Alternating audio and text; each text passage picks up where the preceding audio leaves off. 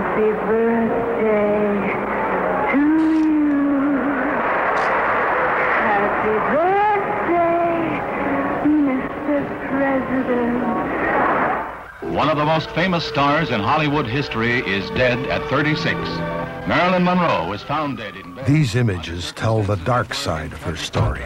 The rumored affairs, the failures, the lonely death. But too easily forgotten is the other side that reveals a very different woman.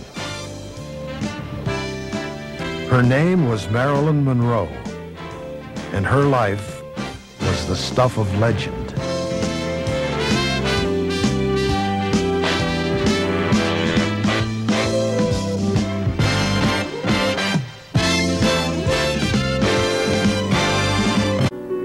Norma Jean Baker was born in 1926.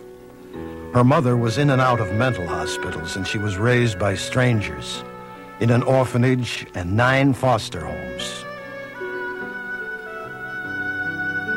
She never knew her father.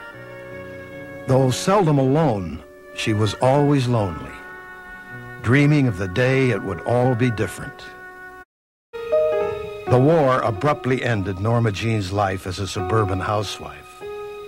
Jim Doherty joined the Merchant Marine, and Norma Jean felt abandoned once more. She took a job at a local factory where a photographer spotted her. The rest is history.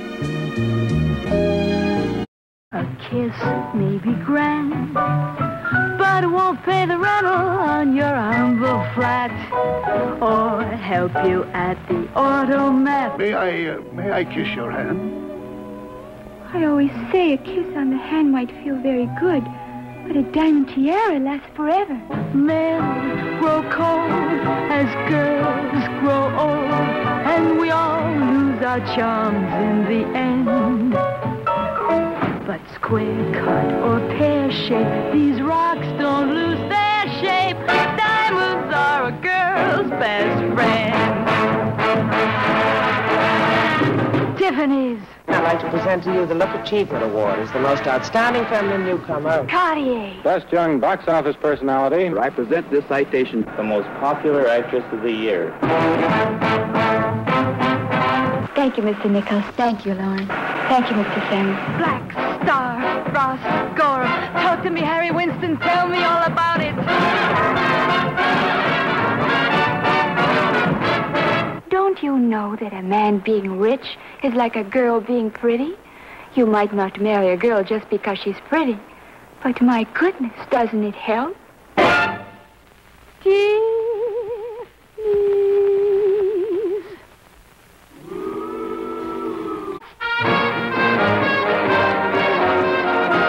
Best friend.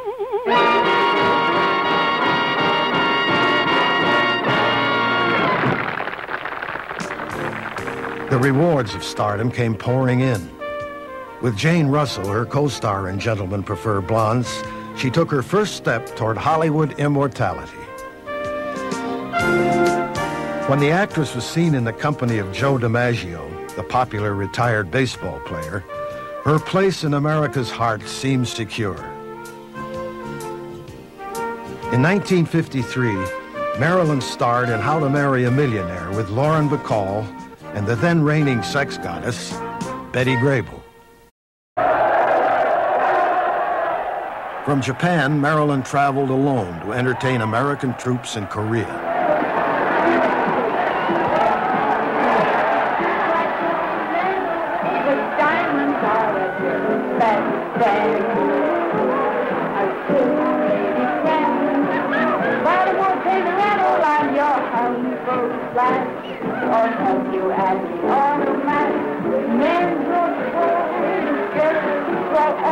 And we all lose our charms in the end. Well, I don't care, say, these runs don't lose their shape. Diamonds are a girl's best friend. Marilyn would later describe this event as unequaled in her lifetime. Never before, she said, had she been showered with so much love.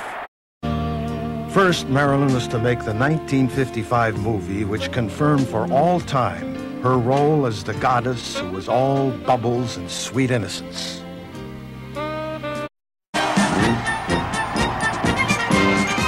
Riding a pink elephant, she dazzled New York. But a new, more serious Marilyn was waiting in the wings.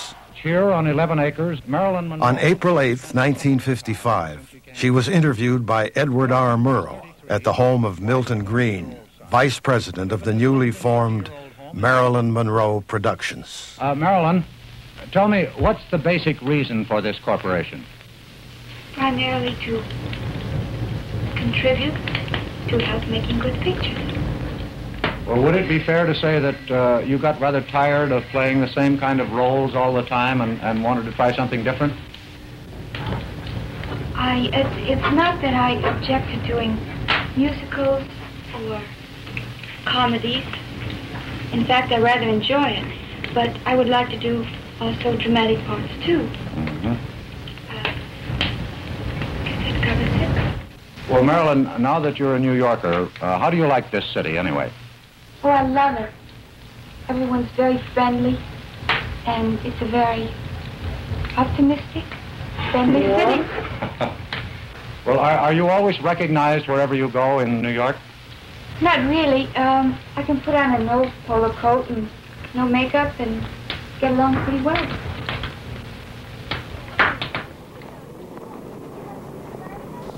She had these two sides, and in a way I really liked the side of her that she didn't show to the public so much. The no makeup, the kind of the little girl. Marilyn, speaking of measurements, are they still the same as when you left? Have you gained weight? Have you lost weight? I think I'm about the same. About the same. Yes. Nobody has any complaints. I don't know. Speak up, boys. You're wearing a high-neck dress now. The last time I saw you were wearing. Is this a new Marilyn, a new style? No, I'm the same person, but it's a different suit. Do you feel, you said you wanted to grow. Do you feel you have grown? Well, I hardly know how to answer that since they misinterpret that, meaning I'm not in inches or something. I'm not talking about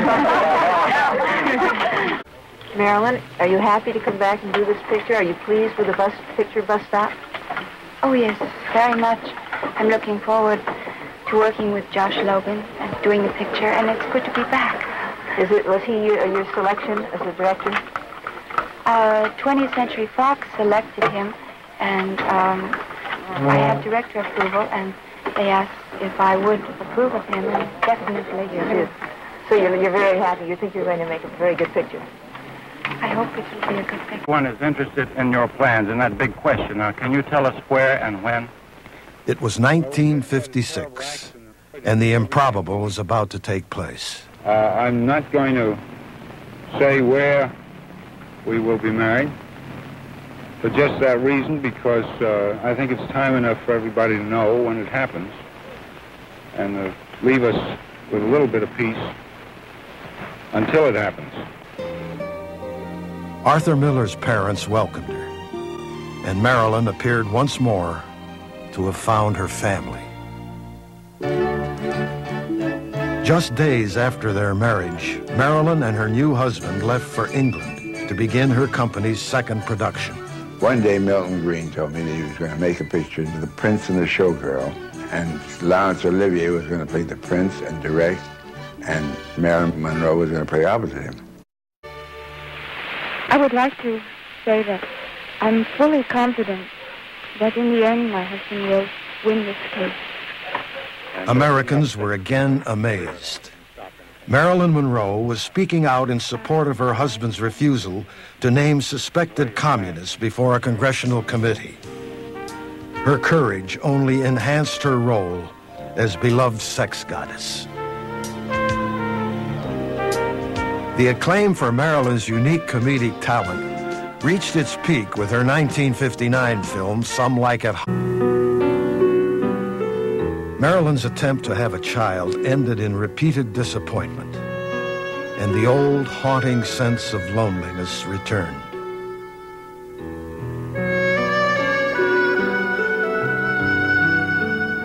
In 1961, Arthur Miller wrote the last film Marilyn ever completed, The Misfits. Never had she seemed more fragile, more luminous. You're a real beautiful woman. It's almost kind of an honor sitting next to you. You just shine in my eyes. That's my true feeling, Rosalind.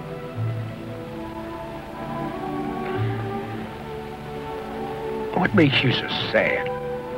I think you're the saddest girl I ever met. The first man never said that. I'm usually told how happy I am. That's because you make a man feel happy. I don't feel that way about you, Kay.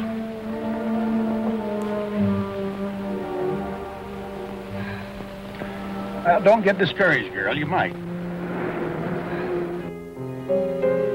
Even though her marriage was coming to an end and her precarious health had caused delays in production, Marilyn's performance was acknowledged as one of her most brilliant. Another blow came soon after filming was completed. Clark Gable, her co-star, and the man she had idolized since childhood, died of a massive heart attack. She had been practically cut out of her first film. Her last, Something Has to Give, she never finished. Frequent absences, lateness. For the first time ever, Marilyn was fired. The footage that remains shows the Marilyn we always knew, vibrant and gorgeous. But within weeks, her life would be over. The only house Marilyn ever owned is the one she purchased shortly before she died. It's not in the tradition of the Hollywood superstar. It's modest, in keeping with the needs of a private and introspective person. The inscription before the door is in Latin, Cursum perficio, my journey is over.